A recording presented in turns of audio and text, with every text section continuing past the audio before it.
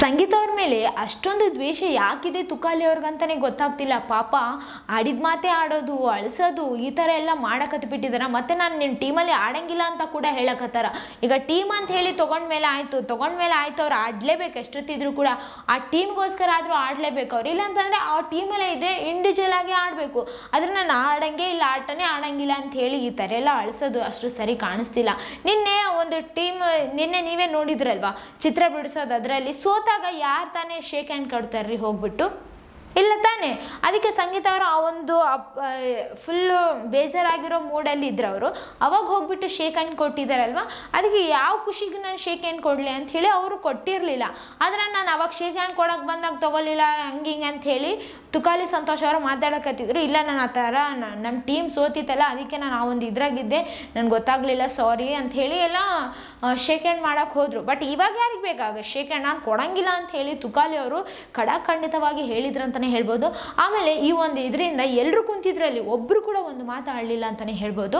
ಎಲ್ರಿಗೂ ಬೇಜಾರಾಗಿದೆ, ಕರೆಕ್ಟೇ. ಈಗ ಟೀಮ್ ಅಂತ ಹೇಳಿ ಸೋತಿದಾಗ ಸಂಗೀತ ಅವ್ರಿಗೂ ಅಷ್ಟೇ ಬೇಜಾರಾಗುತ್ತಲ್ವಾ?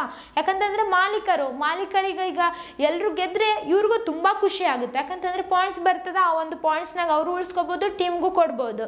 ಆದ್ರೆ ಇಲ್ಲಿ ಅದು ನಡೀತಾ ಇಲ್ಲಾನೆ ಅಂತಾನೆ ಹೇಳ್ಬೋದು. ತುಕಾಲಿ ಸಂತೋಷ್ ಅವರಿಗೆ ಒಂದಿನ ಚೆನ್ನಾಗಿದ್ರು, ಒಂದಿನ ಮತ್ತೆ ಅದೇ ರಾಗ ಆಡ್ತಾರೆ ಅಂತಾನೆ ಹೇಳ್ಬೋದು. ತುಂಬಾ ಕೋಪದಿಂದ, ತುಂಬಾ ದ್ವೇಷದಿಂದ ಮಾತಾಡ್ತಿದ್ದಾರೆ ಸಂಗೀತ ಅವ್ರ ಜೊತೆ ಅಂತಾನೆ ಹೇಳ್ಬೋದು. ಸಂಗೀತ ಅವರು ಮಾಡ್ತಿರೋದು ತಪ್ಪು ಅಂತ ಇಲ್ಲ, ಕರೆಕ್ಟು ಅಂತಾನೂ ಇಲ್ಲ. ಯಾಕಂತಂದ್ರೆ ಅವ್ರಿಗೆ ಏನು ಅನ್ಸುತ್ತೋ ಅದು ಮಾಡ್ತಾರ. ಈಗ ತುಕಾಲಿ ಅವ್ರಿಗೂ ತಪ್ಪು ಅಂತ ಹೇಳ್ತಿಲ್ಲ, ಕರೆಕ್ಟ್ ಅಂತ ಹೇಳ್ತಿಲ್ಲ. ಅವ್ರಿಗೆ ಏನು ಅನ್ಸುತ್ತೋ ಅದು ಮಾಡಲೇಬೇಕು, ಅದು ಮಾಡೇ ಮಾಡ್ತಾರೆ ಅವರು. ಬಟ್ ನಮಗ್ ನೋಡ್ತಿರೋ ಪ್ರಕಾರ ಇಲ್ಲಿ ಸಂಗೀತ ಅವ್ರದ್ದೇನು ಆಪರ್ ಇದಿಲ್ಲ ಅಂತ ಅನಿಸ್ತದ.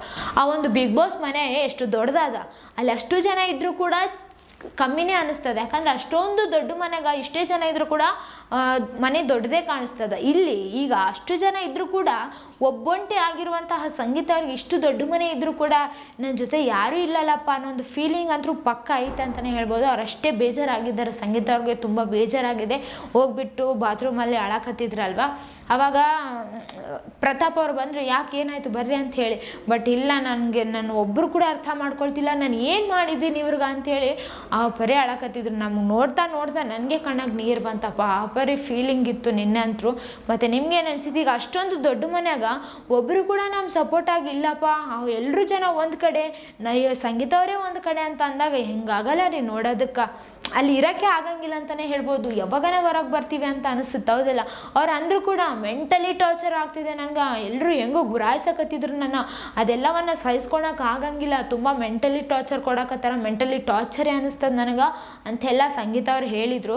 ಆದಷ್ಟು ಬೇಗ ಇದಕ್ಕೆಲ್ಲ ಕತ್ರಿ ಬೀಳ್ಬೇಕಂತ ಹೇಳಿ ನಾನು ಅನ್ಕೊಳಕತ್ತೀನಿ. ಯಾಕಂತಂದರೆ ಈಗ ಒಬ್ಬರೇ ಇದ್ದಾಗ ಅಷ್ಟು ಜನ ಒಂದು ಕಡೆ, ಇವರೊಬ್ಬರೇ ಒಂದು ಕಡೆ ಅಂತ ಅಂದಾಗ ಬೇಜಾರಾಗೇ ಆಗುತ್ತಲ್ವ. ಆದಷ್ಟು ಬೇಗ ಎಲ್ಲರೂ ಕೂಡಿ ಇರ್ಬೇಕಂತ ಹೇಳಿ ನನ್ಗೆ ಅನ್ಸಕತ್ತದ.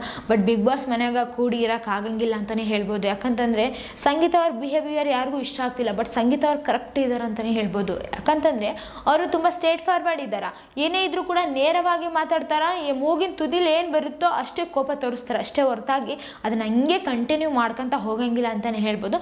ಅದು ಸಾಲ್ವ್ ಆದರೆ ಆಯಿತು, ಅದನ್ನ ಅಲ್ಲಿಗೆ ಬಿಟ್ಬಿಡ್ತಾರೆ ಅವ್ರು, ಮತ್ತೆ ಕಂಟಿನ್ಯೂ ಮಾಡಂಗಿಲ್ಲ ಅಂತ ಹೇಳಿ ಈಗಾಗಲೇ ನಮ್ಗೆಲ್ರಿಗೂ ಗೊತ್ತಾಗ್ಯದಲ್ಲ. ಬಟ್ ಸಂಗೀತ ಅವ್ರು ವಿನ್ ಆಗ್ಬೇಕಂತ ಹೇಳಿ ತುಂಬ ಜನ ಕಮೆಂಟ್ಸ್ ಕೂಡ ಹಾಕಕತ್ತಾರ, ನೋಡೋಣ ಯಾರು ವಿನ್ ಆಗ್ತಾರೆ ಅಂತೇಳಿ. ಬಟ್ ಈ ಥರ ಎಲ್ಲರೂ ಒಂದು ಕಡೆ ಇದ್ದು ಒಬ್ರನ್ನ ಒಂದು ಕಡೆ ಮಾಡಿದರೆ ಜನಕ್ಕೂ ಕೂಡ ಬೇಜಾರಾಗುತ್ತೆ ನೋಡೋದಕ್ಕೆ ಅಂತಲೇ ಹೇಳ್ಬೋದು.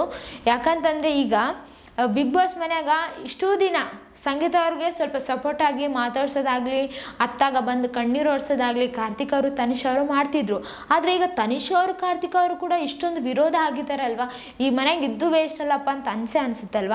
ಅದರಲ್ಲಿ ತುಕಾಲಿ ಅವರು ಬೇರೆ ಮತ್ತೆ ಹೋಗಿ ಟಾರ್ಚರ್ ಕೊಡಕತ್ತಾರ ಅಂತಲೇ ಹೇಳ್ಬೋದು. ತುಕಾಲಿ ಅವರು ಅವ್ರ ಆಟ ಆಡಕತ್ತಾರ ಕರೆಕ್ಟೇ, ಬಟ್ ಯಾರೇ ತಪ್ಪು ಮಾಡಿದ್ರು ಕೂಡ ಮಾತಾಡ್ತಾರೆ, ಇಲ್ಲ ಅಂತಲ್ಲ. ಬಟ್ ಸಂಗೀತ ಅವ್ರದಂತ ಹೇಳಿ ಬಂದಾಗ ತುಂಬ ಮಾತಾಡ್ತಾರಂತಲೇ ಕಾಣಿಸಕತ್ತದ.